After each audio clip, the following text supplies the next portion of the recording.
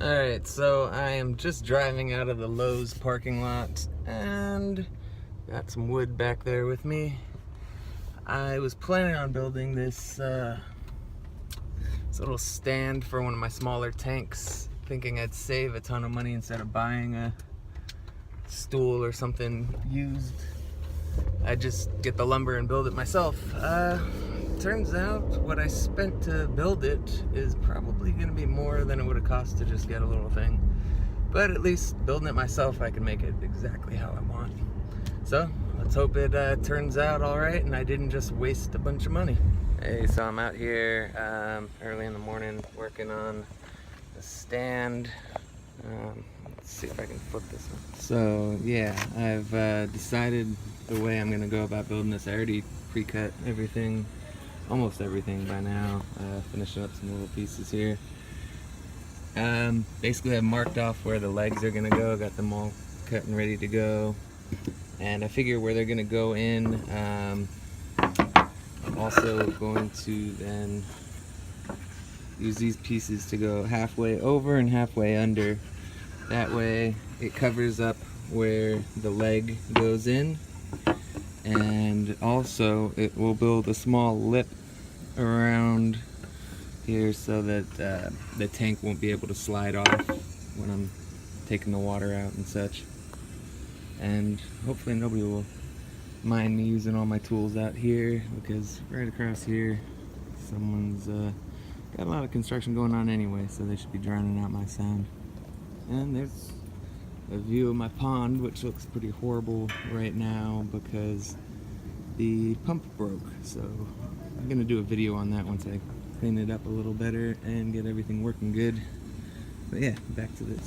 So I'm definitely not a master craftsman, and so I'm gonna use some of this epoxy first to get the legs in place so they stay still while I'm trying to drill the screws in. And also I think I'm probably going to use it to put these on. Hopefully it holds well, because I don't really want to put screws through this from the outside because that would just look uglier. So at least to start, I'm going to try with epoxy first, and hopefully that holds well. Okay, so I got good news and bad news. Good news is the epoxy worked quite well for holding these in while I screwed. And bad news is I ran out of epoxy because I had used most of it on another project earlier with setting up my big air pump and installing a place for it on my wall. But also with the last of it, I had given it a try with getting it on there, and it didn't hold very well, and it seems like I'd need an entire new whole one and have to glob it on to get it to actually connect well. So I'm thinking of possibly just going with small screws. I mean, the screws don't look that bad. And yeah. Oh, another big tip that I had on this is definitely pre-drill your holes for your screws. Not only does it make it so that it easily stays in place and doesn't, veer off to the side while you're screwing it in, it also makes it a lot easier and a lot less friction, which can cause the drill bit to slip and strip the screw. So yeah, pre-drilling the holes was a big upgrade from trying to do it without that. Well, it started to look good, and then that's what happens when you screw something in too tight. Well, that's not good. Alright, so for this being my first time trying to build a stand and not even bothering with any kind of blueprints, just kind of winging it as I did it, I'd say it's a somewhat decent success. As you can see, I got this nice lip going around so the tank won't fall off, and also it's low enough that you can't see where the legs meet the rest of it. Though there was that mishap, which I pointed out a minute ago. I did buy a couple extra pieces, so I'm probably going to remove this and swap it out. But as well, I noticed with how long I made the legs, just to make sure everything is stable, I might also use these extra ones to build some braces from the lower part, maybe on the inside. Like I said before, I really didn't think this through at all. I just kind of wanted to play with my tools and build a little tiny stand for one of my tiny tanks. So, yeah, I decided for now I'm not going to put any braces on it. I hope that's not something I instantly regret, but I mean, it's only gonna hold this small, like 6 or 7 gallon tank, and it seems pretty sturdy as is right now. Though in the future I'm thinking I might epoxy in some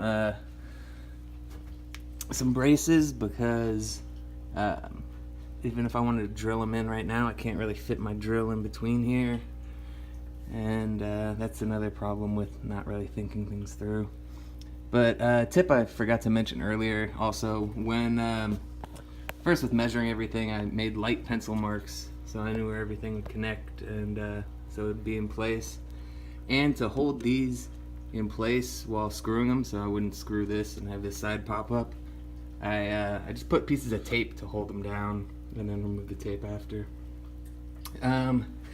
So for the final part, I'm gonna use some wood finish. For one, it makes it look nicer, and two, more importantly, it seals it. So, I mean, this is gonna be an aquarium stand. It's probably gonna get water on it, and with this stain on it, it should stop water damage, or at least make it a lot less bad.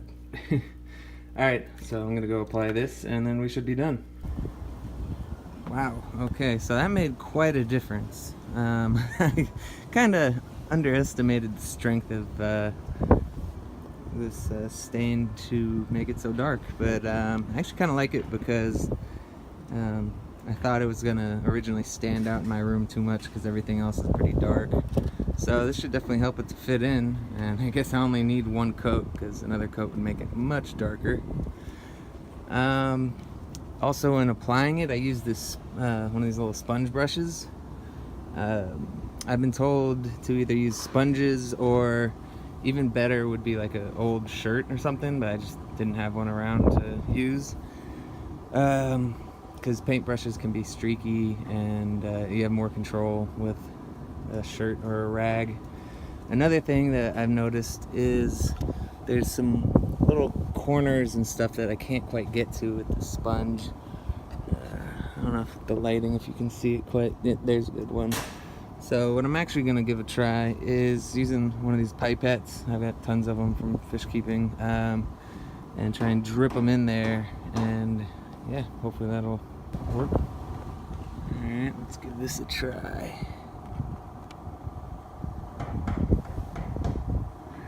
Stuff's so strong, you really don't need much. Oh, yeah, that worked pretty well. Gotta just use a sponge to wipe away the excess. Alright, so just about done. I did end up going for one more thing to help protect it from water. I'm adding this water-based polyacrylic finish onto it. The one thing I did notice though is it said specifically it should probably not be used with red mahogany finishes, so I probably shouldn't have used it with the stain, but I did anyway. It seems fine to me. So, and also this is going into kind of a dark corner of my room, so it doesn't really matter if there's kind of a weird sheen to it or anything. But yeah, this also did add kind of a sheen to it. It looks all milky, and it goes on kind of like, it looks weird, but when it dries, it actually the white milkiness goes away.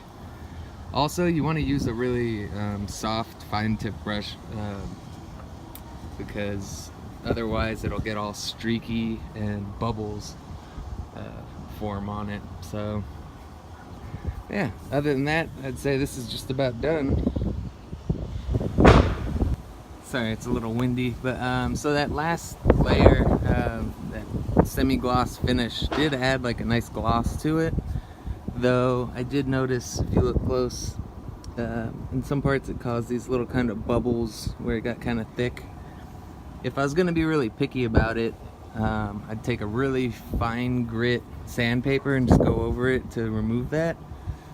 But I'd say this is turned out better than I thought it would. So it's a success in my book. Alright, so I just got home from work. I let it sit outside and dry while I was at work.